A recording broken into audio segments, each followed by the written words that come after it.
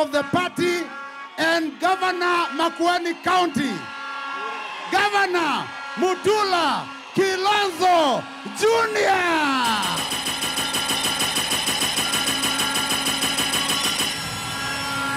Vijana oye!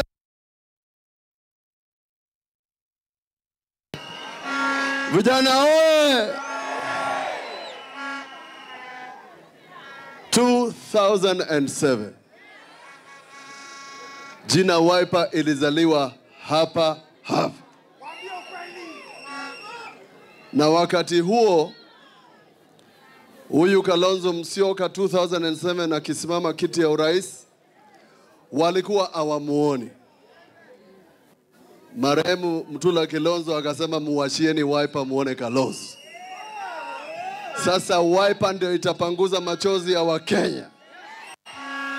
Wale vijana ambao wameuliwa, wale mama zao bado wanalia.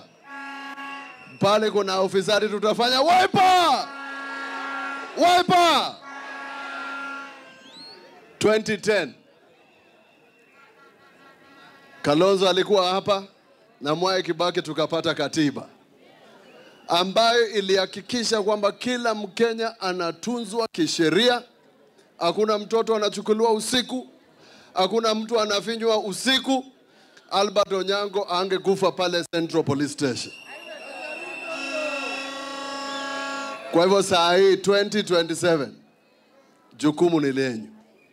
Sisi wana Wiper tumewapatia Dr. Stephen Kalonzo Musyoka.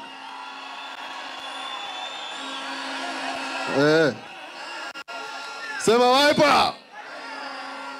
2027 itakuwa Kalonzo versus Kasongo. Itakuwa nani versus nani? Kalonzo versus. Itawashinda hiyo. Itawashinda. Sema one time. Aya bana. Semeni one time. Mungu awabariki.